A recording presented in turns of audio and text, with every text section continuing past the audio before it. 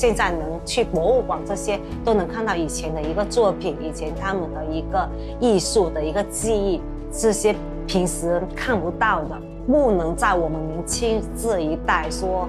这些传统文化都没有了，让我们的下一代人又看到什么？我叫陈佳，是一名90后的潮州木雕代表性传承人。我们家里是家族传承的，然后我小时候的玩具是一些我爸做剩下的一些木屑什么的，所以我在14岁的时候，我就会跟着我爸打下手、打磨之类的。然后就是到后来我毕业之后，我就正式跟我爸学习我们这项手艺了。小时候看我爸在做这些，我自己也觉得好玩嘛，为什么一段木头，然后他用刀在上面笔画，然后就是变成一件艺术品、一件作品嘛。所以小时候就是我爸妈他们会让我们在寒暑假的时候去帮他们打磨，这也是我后来为什么学习木雕上手比较快的一个原因。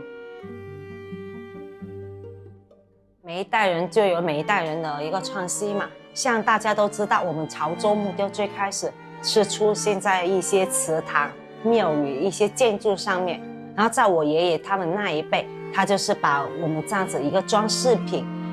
发展成一个我们生活中的一个艺术品，就有了我们一个蟹楼嘛这一个作品。然后在我爸他们这一辈的一个创新，就是在我爷爷他们这一辈人的一个创作上面，再加复杂程度。现在这一件呢，就是我们的一个成品了，成品的一个展示。然后这一件呢，就是我们的一个绑雕，另外的一个比较寓意好的一个题材。那我现在又来做的这一个作品呢，就是已经是设计好、凿出胚好的，就是又来开始我们的一个精雕部分。现在就是又来做的就是这一个部分了。到我这一代的话，我有一个想法。我自己本身一个想法就是，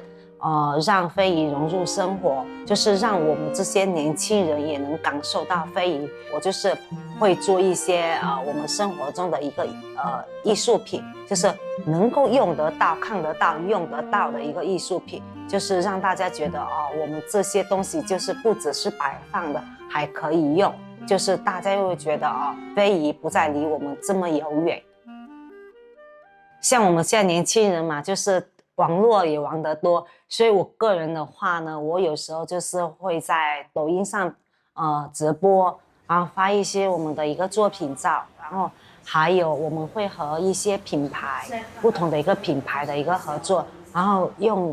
品牌的一个号召力、影响力来推广我们的一些传统文化，他们表达他们的一个想法，然后剩下的部分都是我们来完成的。我觉得这就是让我们自己就是觉得也挺有动力的，说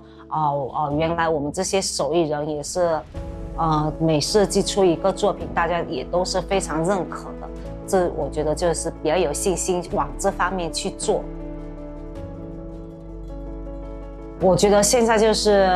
做非遗传承的年轻人真的是越来越少的，因为很多人都是觉得说做这些手工艺都是一些老一辈的人来在做的事情，年轻人都没有看到。所以说我做这个东西，网络上做也好，去景点做宣传也好，就是为了让大家知道我们这些手工艺还有年轻人在做。如果喜欢的话，就是也可以跟随我们的一个大队伍来做这些传承这些手工艺嘛。